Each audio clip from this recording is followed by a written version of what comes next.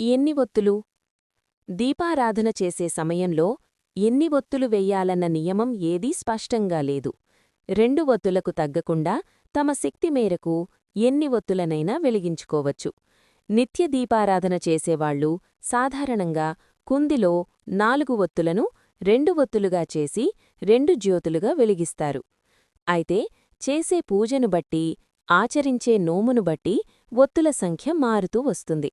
కుంది కాకుండా ప్రమిదలో దీపాన్ని పెట్టాలనుకునేవారు ప్రమిద కింద మరో ప్రమిదను పెట్టి దీపారాధన చెయ్యాలంటారు. ఇలా ఎందుకు చెబుతారంటే, అన్ని భారాల్నీ భరించే భూమాత దీపం వేడిని భరించలేదట. అందుకే వేడి తగలకుండా 2 ప్రమిదలను ఒకదానిమీద ఒకటి ఉంచి వెలిగిస్తారు.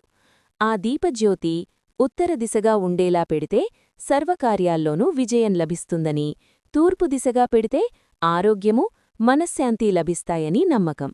నిత్య దీపారాధనలో కాకుండా ఏ గుడిలోనో, ఏ నదీ ప్రవాహం దగ్గరో విశేష దీపారాధన చెయ్యాలనుకున్నవారికి జన్మరాశిని బట్టి ఎన్నెన్ని ఒత్తులు వెలిగించాలో శాస్త్రంలో సుస్పష్టంగా పేర్కొన్నారు. మేష, కర్కాటక, ధనస్సు రాసులు 3 ఒత్తులు. వృషభ, కన్య, కుంభరాసులు 4 ఒత్తులు. సింహ, వృశ్చిక, మీనరాసులు 5 ఒత్తులు. తులారాశి 6 ఒత్తులు. మిథున, మకర రాసులు 7 ఒత్తులు.